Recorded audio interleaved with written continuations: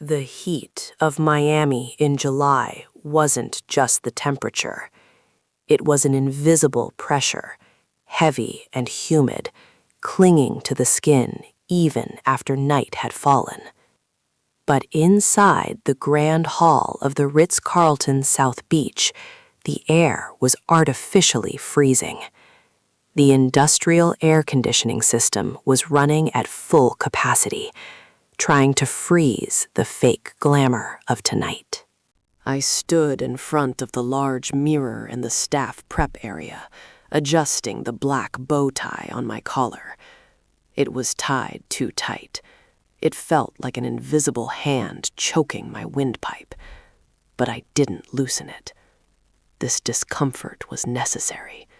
It reminded me of my role tonight. Ethan Sinclair, the discarded second son, the failure of the lineage, and tonight, a temporary waiter. "Hey, you there."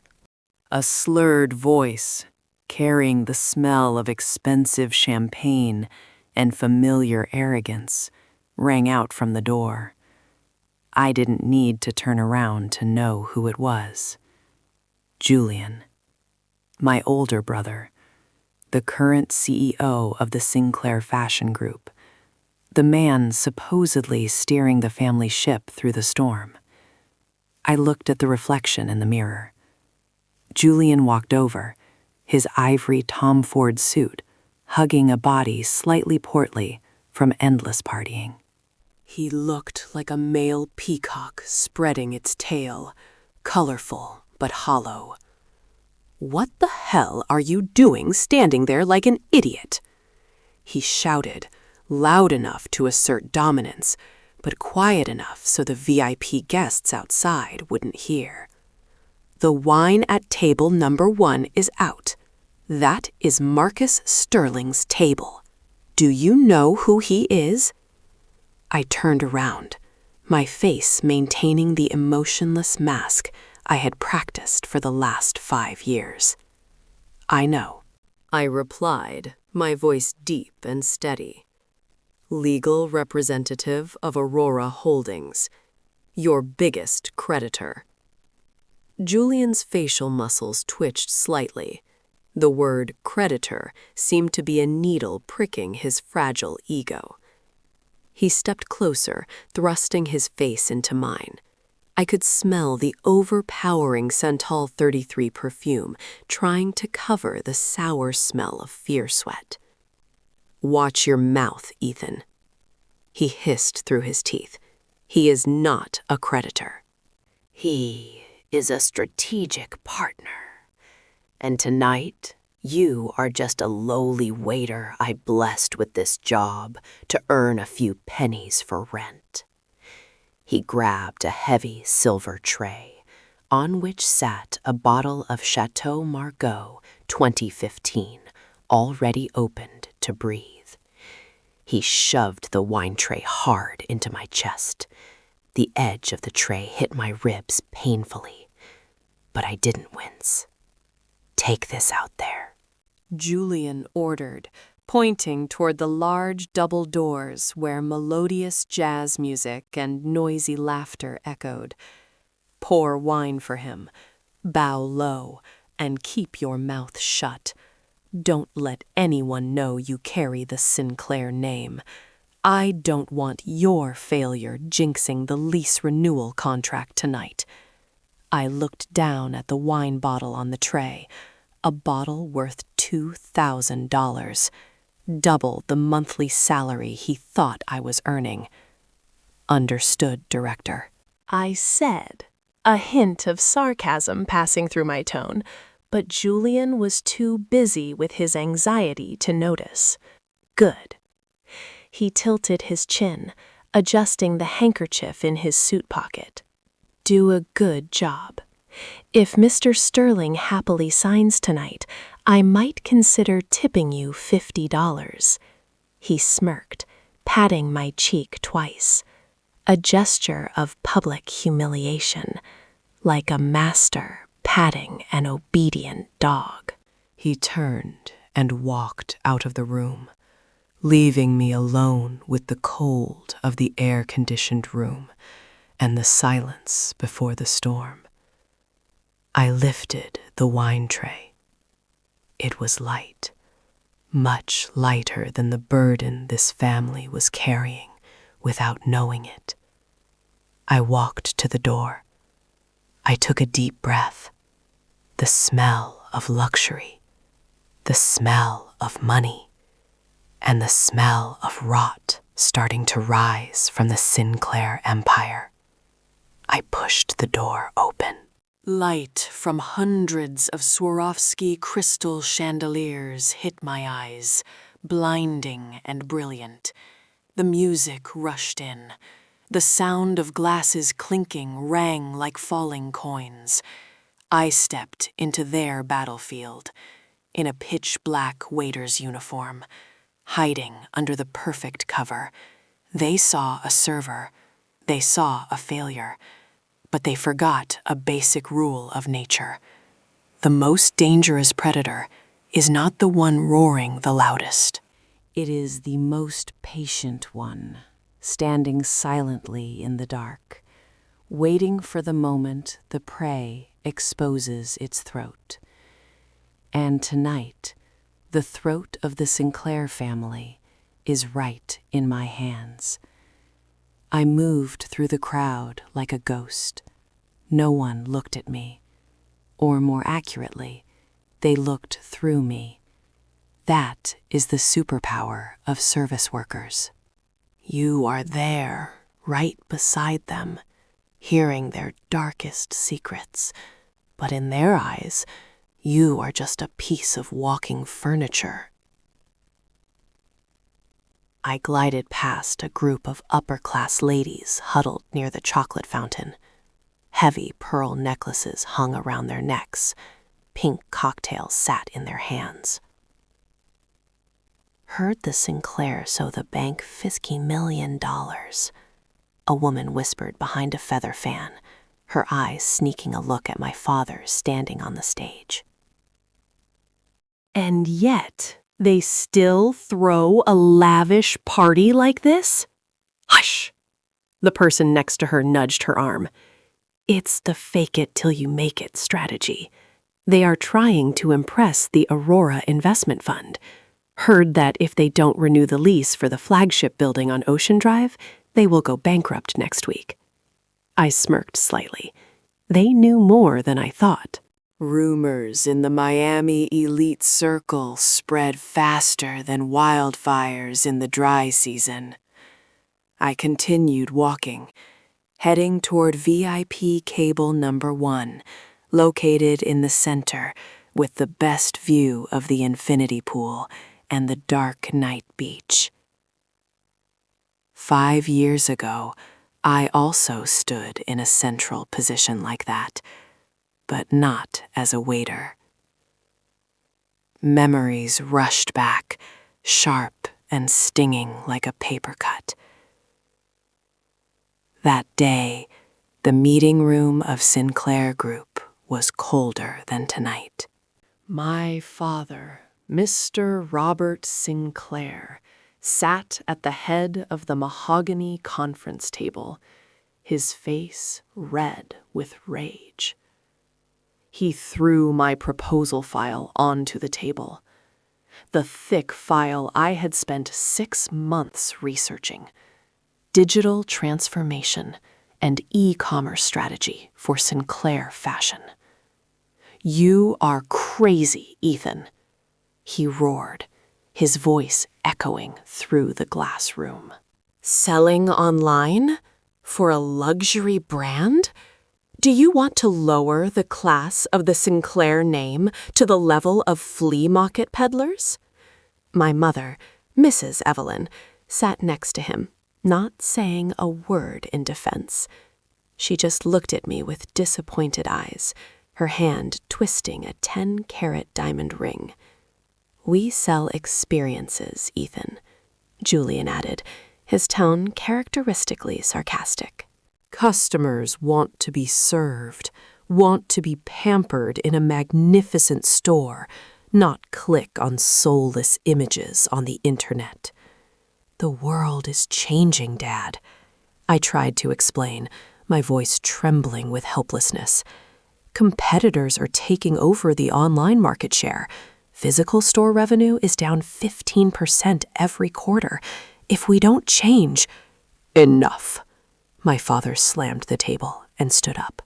I don't want to hear any more nonsense from a delusional dreamer like you. You don't have business acumen. You are my shame. Get out of here and never come back until you understand the true value of money. And so I left, empty-handed. My mother froze all my credit cards that very night. I remembered the first nights sleeping on the cramped office sofa of a friend. Remembered the instant noodles eaten hastily at 3 a.m. Remembered the despair of watching my ideas being rejected by dozens of investors. But hatred is a very durable fuel.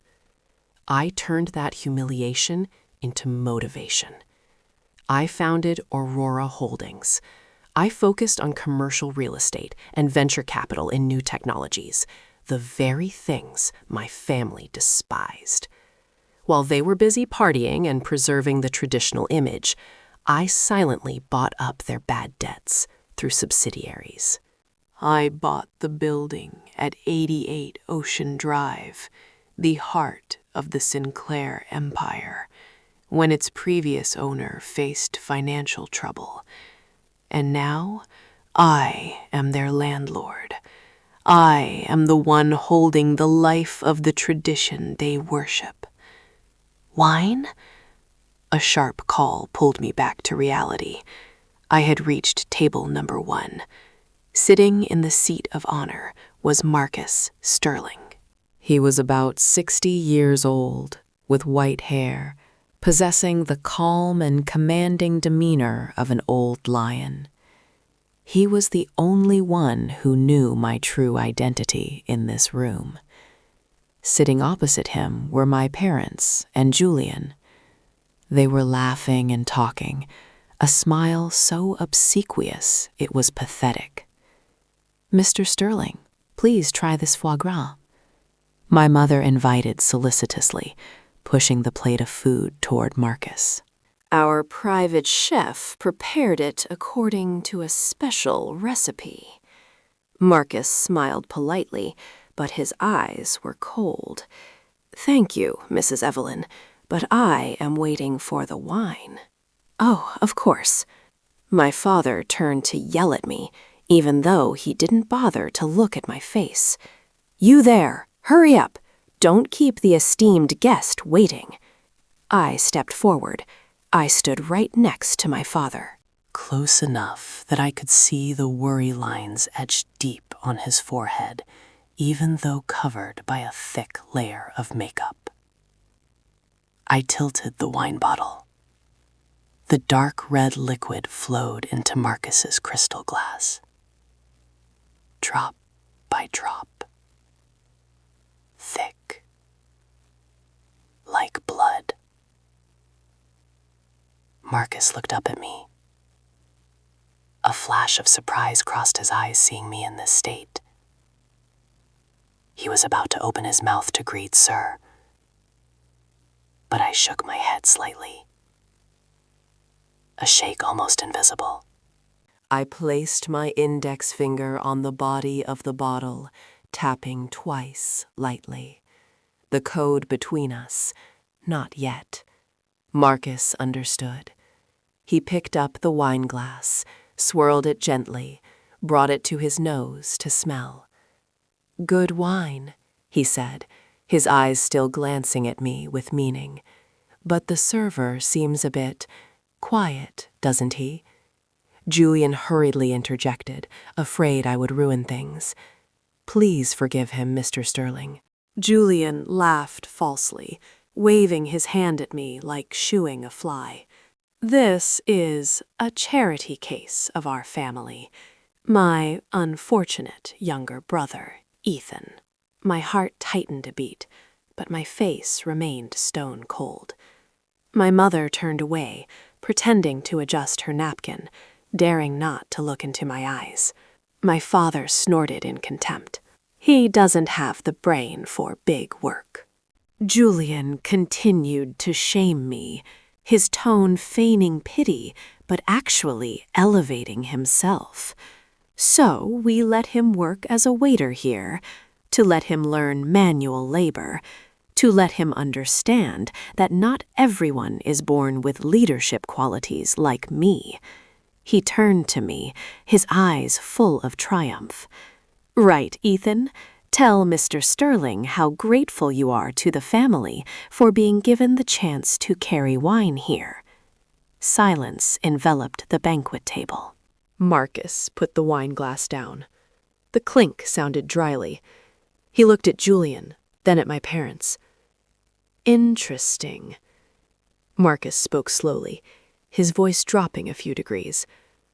"I always thought how a company treats employees, or how a family treats its members, reflects a lot on their management capacity." My father laughed loudly, a booming but hollow laugh. "You worry too much, Mr. Marcus. In business, emotion is a weakness." "We are practical people, and the owner of Aurora Holdings is surely the same, right? I heard he is a brutal shark in the marketplace. He surely won't care about the fate of a useless waiter." I straightened up. I gripped the neck of the wine bottle tight. The cold feeling of the glass transmitted to my palm, soothing the fire kindling in my chest. I looked down at my father, the man who was once my idol. The man who once taught me how to tie a tie. Now just a blind man, dancing on the edge of the abyss he dug himself. "You are right, Mr. Sinclair," I spoke up. This was the first time I opened my mouth since entering the table. My voice rang out, deep, clear, and carrying a strange weight that made my father look up. The owner of Aurora is indeed a shark, and sharks have a very good sense of smell. It can smell blood. I leaned down, pouring a little more wine into my father's glass, my eyes locking onto his confused gaze. From miles away, especially the smell of blood from dying prey. My father frowned, about to open his mouth to scold me for insolence, but Julian quickly pushed me away. "All right, get lost," he shouted. "Don't disturb us discussing big business." I took a step back, bowing according to proper waiter etiquette. "Excuse me." I turned and walked away, merging into the shadows behind the stage. The prelude was over. They had shown all their cruelty and ignorance. Now it was time for the curtain call. I looked at my watch. 10 minutes left until the contract signing time. The last 10 minutes of the Sinclair Empire. And the last 10 minutes I had to wear this damn waiter's bow tie. 15 minutes passed. 15 minutes as long as a century. The party had moved to the waning phase, but for the Sinclair family, this was the main course. Julian signaled the band to lower the tone. The saxophone became shrill, more mournful, creating a background for the upcoming finale. The restaurant manager, who despised me no less than my family, brought out a glossy black crocodile leather briefcase.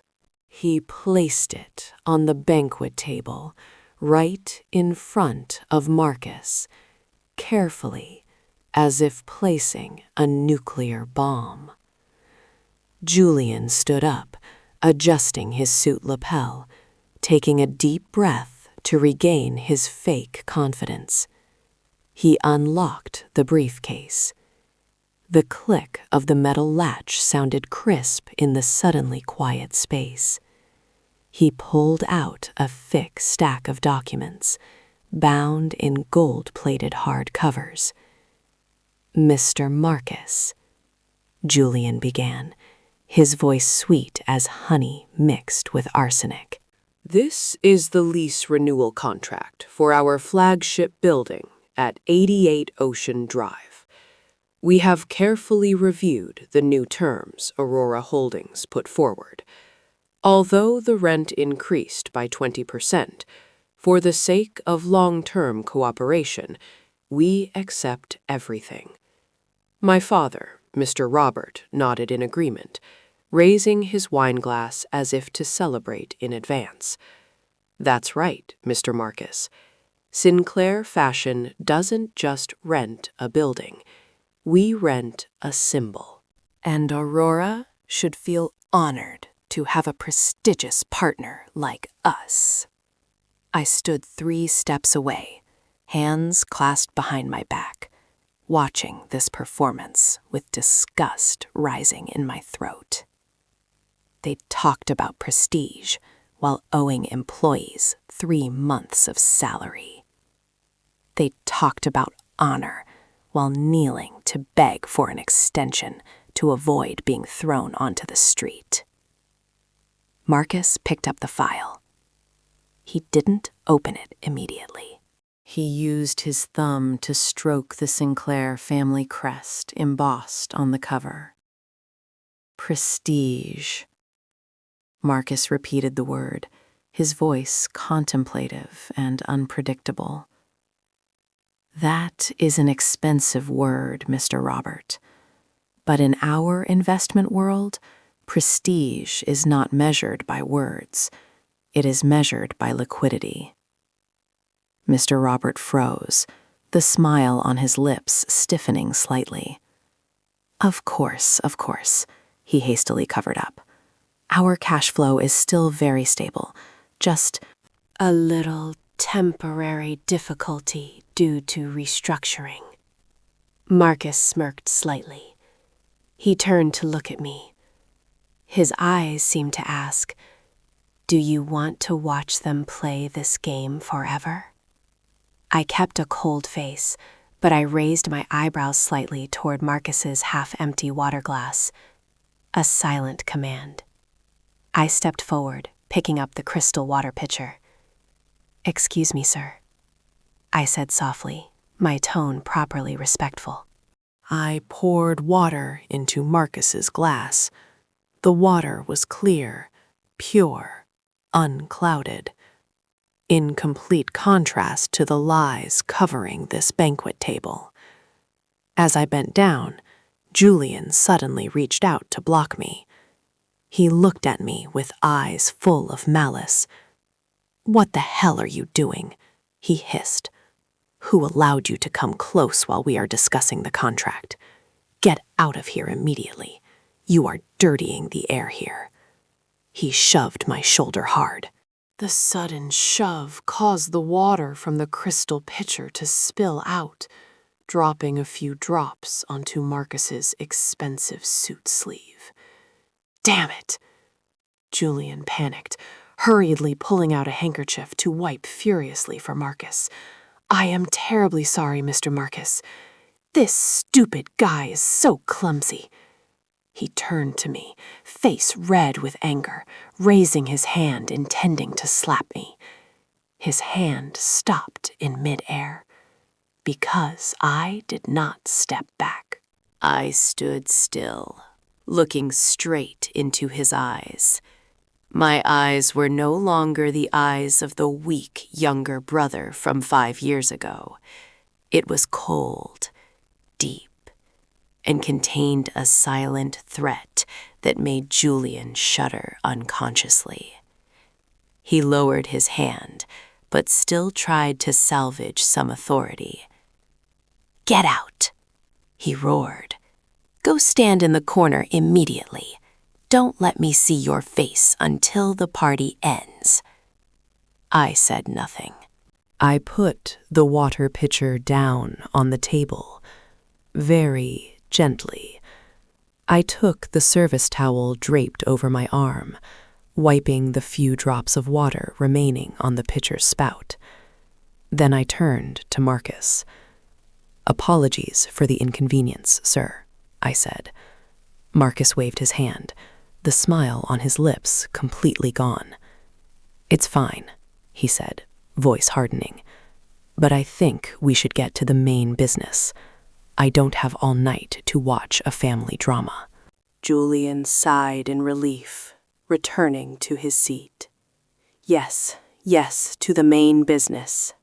He pulled from his inner pocket a gold-encrusted Mont Blanc fountain pen. He opened the pen cap, solemnly handing it to Marcus with both hands. "Please sign here. With just your signature, Aurora and Sinclair will continue to accompany each other for another 10 years. My father sat next to him, holding his breath, watching. My mother clasped her hands together as if praying. Their whole family was hanging their lives on that pen nib. Marcus took the pen. He twirled it in his hand, admiring its glamour. "Beautiful pen," he commented. "Thank you. It was a gift from—" Julian hadn't finished bragging. "But I'm afraid I can't use it," Marcus interrupted. He put the pen down on the table, next to the unsigned contract. Space seemed to stop. The hum of the air conditioner suddenly became terribly loud. Julian's smile vanished. Mr. Roberts' face turned gray. What do you mean?" My father stammered. "Why can't you use it? Are there any unreasonable terms? We can renegotiate the price. I can increase it by another 5%. Despair began to creep into his voice. Marcus leaned back in his chair, interlacing his 10 fingers. He looked at them with the pitying look of a judge looking at death row inmates trying to defend themselves. "The problem is not the price, Mr. Robert. The problem is authority." "Authority?" Julian frowned. "You are the highest legal representative of Aurora. You have negotiated with us for the past 3 months. "Correct," Marcus nodded. "I am the legal representative. But I am not the final decision-maker regarding this asset. Especially when the real owner of Aurora Holdings just issued a new directive this morning." "New directive?" My mother exclaimed, her voice trembling. "What directive?" Marcus didn't answer her immediately. He turned his head, looking toward the dark corner of the room where I was standing. His gaze pierced through the crowd, through the sparkling lights, stopping at me. The Sinclair family reflexively turned to look as well. They saw me. Ethan, the waiter, the outcast, standing, leaning against a marble pillar. I slowly untied the waiter's bow tie from my neck. The suffocating feeling disappeared, replaced by liberation. I balled up the bow tie in my palm. I threw it into the trash can nearby, a decisive gesture. I started walking toward them, no longer the bowed posture of a server. Every step I took on the granite floor was solid, full of authority. "That directive is—" I spoke up, my voice echoing through the stunned hall. "Do not sign with those who do not keep their word." Julian jumped up, pointing at my face. "What kind of game are you playing, Ethan? Are you crazy? Security, drag this guy out!" He screamed, but no security guards appeared. Because the entire security team of this hotel and this building were all on my payroll. I walked to the banquet table. I stood opposite Julian. I was half a head taller than him. I looked down at him.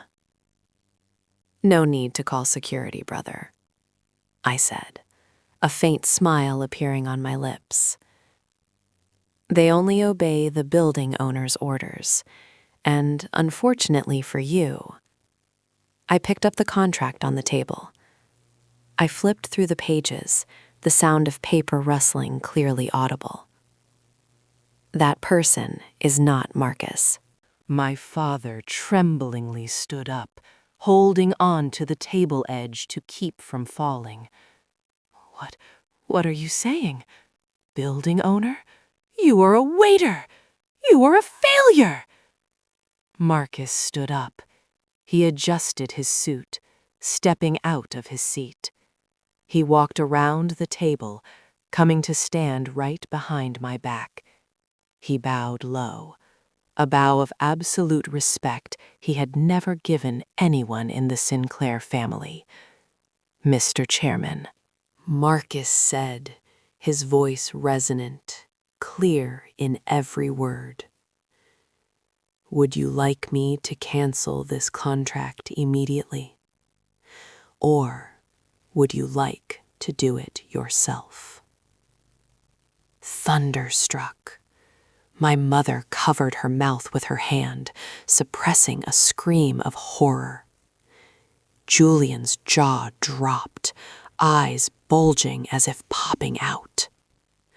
My father collapsed onto the chair, his face drained of blood.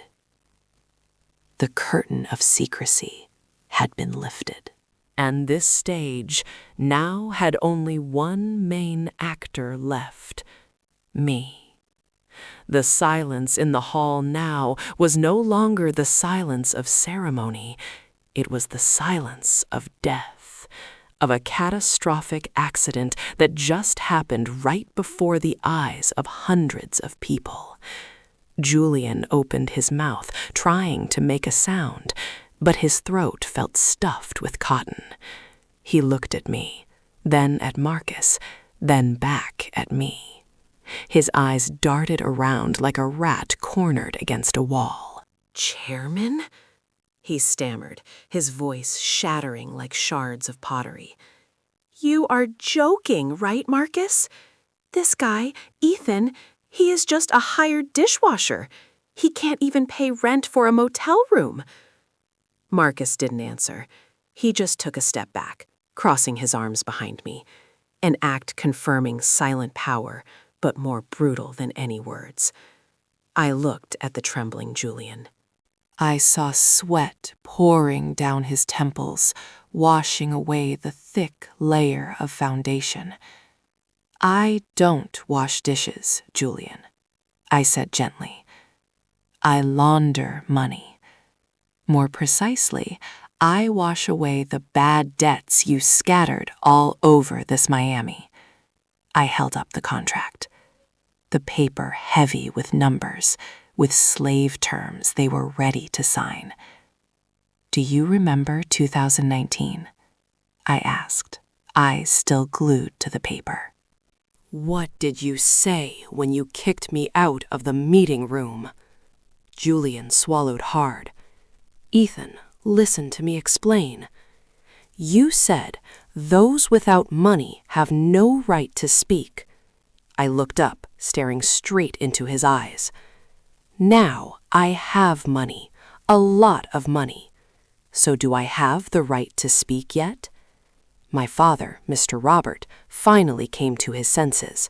He staggered up, hands pressing on the table for balance. His face turned from pale white to beet red from humiliation, but the survival instinct of a veteran merchant rose up. He tried to squeeze out a twisted, pathetic smile. "Ethan, son," he called, voice shaking, trying to find some semblance of fatherly authority. You surprised, Dad. Turns out all these years you were silently striving. Good. Very good. See, I knew it. Sinclair blood always runs in your veins." He stepped forward, intending to reach out and pat my shoulder. I took a step back, avoiding his hand like avoiding a source of disease. His hand flailed in midair, then fell helplessly. "Don't call me son, Mr. Robert," I said coldly. "You renounced that right the night you cut my credit cards. That night it rained very hard. I stood in front of the villa gate for 3 hours, just to ask you for $500 for rent deposit." And what did you do? I looked at him, eyes sharp as razors. You released the dogs to chase me. The crowd around began to whisper, horrified whispers. Contemptuous looks pointed at the Sinclair family. Mr. Robert turned pale, lips moving wordlessly. That was to train you," he weakly justified. "Train?" I laughed, a dry laugh without any joy. "Yes, you trained very well. You trained a monster, a shark that you just mentioned." I held the contract high. Under the crystal chandelier, the stack of papers looked strangely fragile. "You guys waited for this signature all month, right? You borrowed from loan sharks to organize this party, hoping the contract would help refinance bank debts." My mother sobbed, clutching her chest. She knew. She knew everything, but still condoned the stupidity of her husband and eldest son. "Ethan, please," she cried, "don't do this." "We are family." "Family?" I asked back, voice steely. "Family is what nurtures us, not what eats us. You are not my family. You are malignant tumors I cut off 5 years ago. And today, I came to clean up the last remnants." I held the edge of the contract stack. My fingers tightened. Rip. The sound of tearing paper rang out, sharp, cutting through the silent space. It was louder than any gunshot. It was the sound of collapse. I tore the document in half, then tore it into quarters. I let the paper scraps fall, scattering to the floor, right at Julian's feet, like white funeral snowflakes covering the grave of the Sinclair empire. "No renewal," I declared, "no negotiation, and certainly no forgiveness." Julian collapsed to the floor, hands desperately grasping at the scraps of paper as if he could piece them back together. "No, impossible," he mumbled. "You can't do this. I am your brother. This company is Dad's life's work." I stepped forward, bending down close to him, close enough to see the complete collapse in his eyes. "Life's work? You sold that life's work for supercars and vacations, Julian. I give you 48 hours. Clear out of Building 88 Ocean Drive. If after 48 hours I still see anything of the Sinclairs there." I stood up straight, adjusting my shirt cuff. "I will have bulldozers level it all, including your designer mannequins." I turned to Marcus. "Let's go. It's starting to smell of failure in here." and I'm allergic to it. I turned and walked away. Marcus walked right beside me, playing the role of loyal guardian. Behind my back, my mother's crying broke out. "Ethan, come back, son. Mom is sorry. Your dad has high blood pressure. Do you want to kill your parents?" Familiar accusations. They always used health, used kinship, used hypocrisy to bind me. But that rope snapped long ago. I didn't stop. I didn't look back. I walked through the guests who were